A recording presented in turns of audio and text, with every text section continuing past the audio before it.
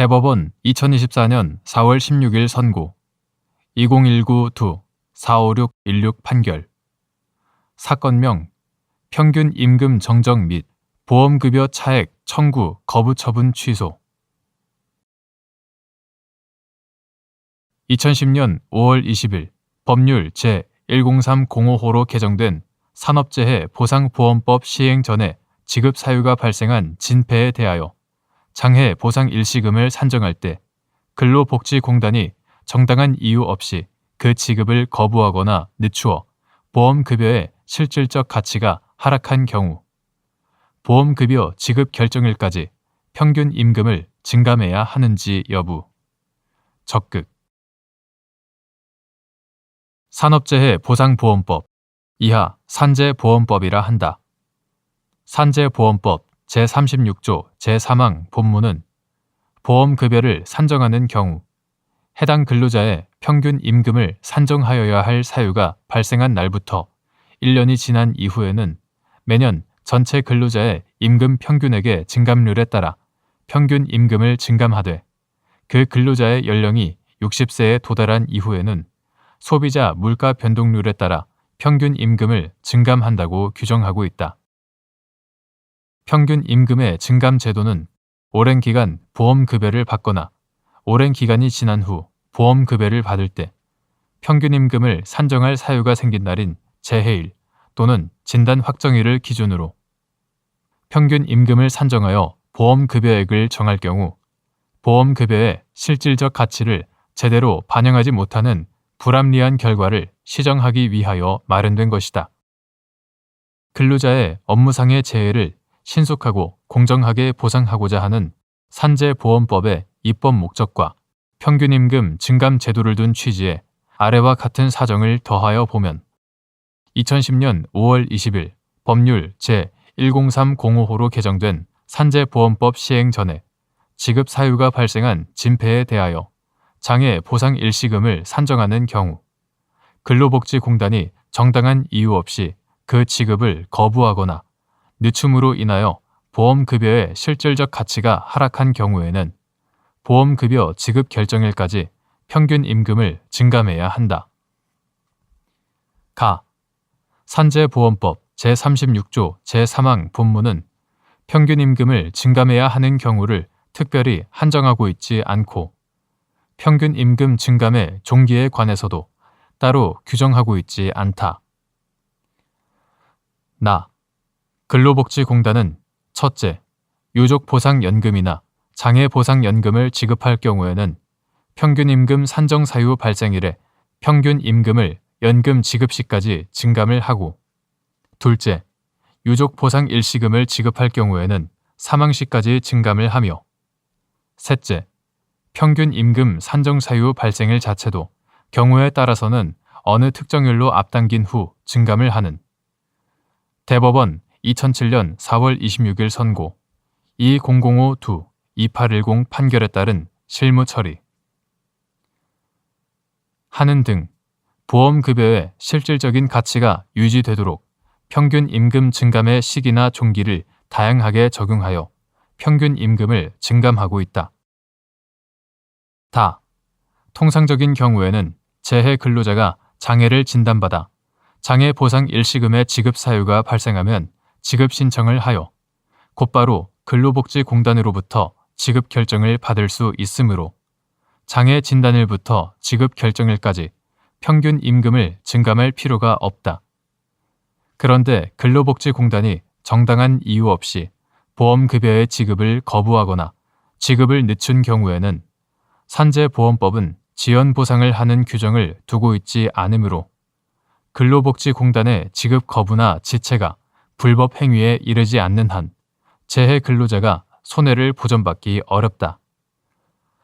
이러한 제도 미비의 상황에서 부당한 지급 거부 또는 지체 시 보험급여 지급 결정일까지 평균 임금을 증감하는 것은 재해 근로자의 보호와 행정의 적법성 확보를 위해 반드시 필요하고 평균 임금 증감 제도의 취지에도 부합한다.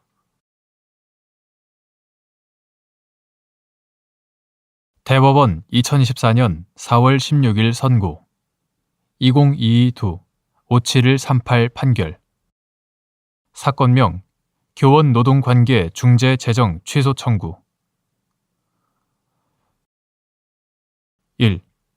행정처분의 무효 확인 또는 취소를 구하는 소송 계속 중 해당 행정처분이 기간의 경과 등으로 효과가 소멸하여 처분이 취소되어도 원상 회복이 불가능하다고 보이는 경우라도 예외적으로 처분의 취소를 구할 소의 이익이 인정되는 경우 및 그 예외 중 하나인 그 행정처분과 동일한 사유로 위법한 처분이 반복될 위험성이 있는 경우의 의미.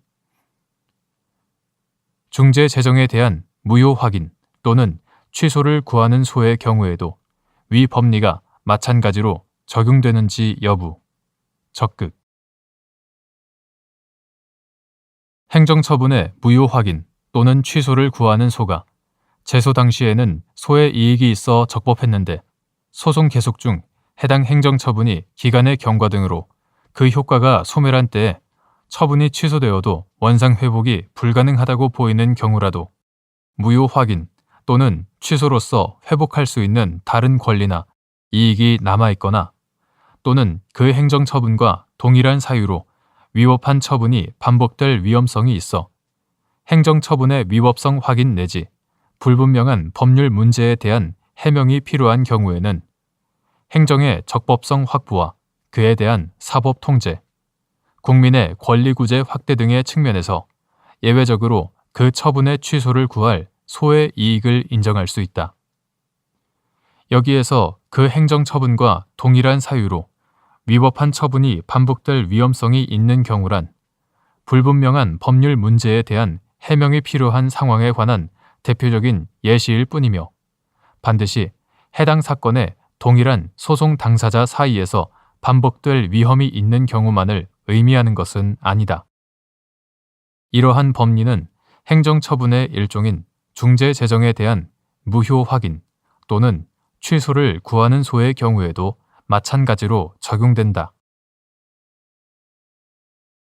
2.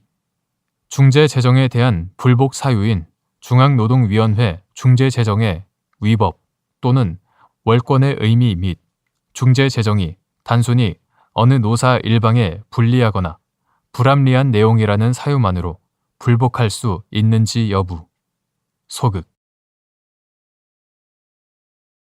교원의 노동조합 설립 및 운영 등에 관한 법률. 이하 교원노조법이라 한다.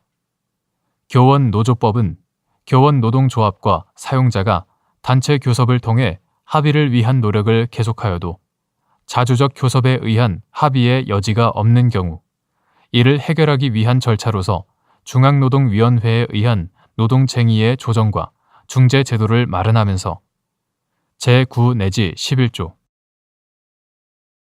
마련하면서 관계 당사자는 중앙노동위원회의 중재 재정이 위법하거나 월권에 의한 것이라고 인정하는 경우에 행정소송을 제기할 수 있다고 규정하고 있다. 제12조 제1항. 여기에서 위법 또는 월권이란 중재 재정의 절차가 위법하거나 그 내용이 교원노조법, 근로기준법 위반 등으로 위법한 경우 또는 당사자 사이에 분쟁의 대상이 되어 있지 않는 사항이나 정당한 이유 없이 당사자 간의 분쟁 범위를 벗어나는 부분에 대하여 월권으로 중재 재정을 한 경우를 말하고 중재 재정이 단순히 어느 노사 일방에 불리하거나 불합리한 내용이라는 사유만으로는 불복이 허용되지 않는다. 3. 교원의 노동조합 설립 및 운영 등에 관한 법률 제7조 제1항에서 단체 협약으로서 효력을 가지지 않는다고 정한 내용에 관한 사항도 중재 재정의 대상이 될 수 있는지 여부. 적극. 및 중재 재정이 이에 관하여 정하였다는 이유만으로 위법한지 여부. 소극. 교원의 노동조합 설립 및 운영 등에 관한 법률. 이하 교원노조법이라 한다. 교원노조법 제7조 제1항은 단체 협약의 내용 중 법령, 조례 및 예산에 의하여 규정되는 내용과 법령 또는 조례에 의하여 위임을 받아 규정되는 내용, 이하 비효력 사항이라 한다. 비효력 사항은 단체 협약으로서의 효력을 가지지 않는다고 규정하면서도 같은 조 제2항은 비효력 사항에 대하여도 사용자 측에 그 내용이 이행될 수 있도록 성실하게 노력할 의무를 부과하고 있고, 교원의 노동조합 설립 및 운영 등에 관한 법률 시행령 제5조는 사용자가 비효력 사항에 대한 이행 결과를 다음 교섭시까지 교섭 노동조합에 서면으로 알리도록 규정하고 있다. 이처럼 교원 노조 법령이 비효력 사항에 대하여도 사용자에게 노력 의무 등 일정한 의무를 부과하고 있고, 중재 재정이 단체 협약과 동일한 효력을 가지는 점, 교원 노조법 제12조 제5항. 동일한 효력을 가지는 점 등에 비추어 보면 비효력 사항도 중재 재정의 대상이 될 수 있고, 다만 그 중재 재정 조항의 효력이 위와 같이 제한될 뿐이라고 보아야 한다. 따라서 중재 재정이 비효력 사항에 관하여 정하였다는 이유만으로 위법하다고 볼 수 없다.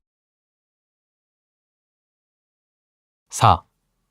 국민의 교육받을 권리 보장을 위한 교육기관 및 교육행정기관의 본질적, 근본적 권한을 침해, 제한하는 내용을 정한 중재 재정이 위법한지 여부, 적극, 및 어떠한 사항이 이에 해당하는지 판단하는 방법. 교원의 노동조합 설립 및 운영 등에 관한 법률, 이하 교원노조법이라 한다. 교원노조법은 공무원의 노동조합 설립 및 운영 등에 관한 법률 제8조 제1항 단서. 다만 법령 등에 따라 국가나 지방자치단체가 그 권한으로 행하는 정책 결정에 관한 사항, 임용권의 행사 등 그 기관의 관리, 운영에 관한 사항으로서 근무 조건과 직접 관련되지 아니하는 사항은 교섭의 대상이 될 수 없다.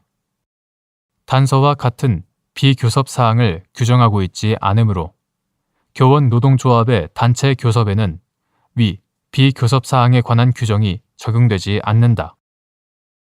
그러나 헌법과 법률이 교원의 지위를 보장하면서 노동 3권을 일정 부분 제한하고 있는 취지에 비추어 보면 근로조건에 관한 사항이라도 교육과정 등 정책 결정에 관한 사항이나 교육기관 및 교육행정기관의 관리, 운영에 관한 사항으로서 국민의 교육받을 권리 보장을 위한 교육기관 및 교육행정기관의 본질적, 근본적 권한을 침해, 제한하는 내용을 정한 중재 재정은 위법하다고 보아야 한다. 어떠한 사항이 교육기관 및 교육행정기관의 본질적, 근본적 권한을 침해하거나 제한하는지는 해당 근로조건의 내용과 성격, 국민의 교육을 받을 권리에 미치는 영향, 사용자 측에게 부과하는 부담의 정도 등을 종합하여 판단하되 교원노조법이 교원노동조합과 그 조합원의 쟁의 행위를 전면적으로 금지함으로 인하여 제8조 금지함으로 인하여 노동조합이 자신의 요구를 관철할 수단이 없기 때문에 중앙노동위원회가 교원의 근로조건의 실태와 단체 교섭의 경과 등을 참작하여 적정한 근로조건을 설정해 줄 필요가 크다는 점을 충분히 고려해야 한다.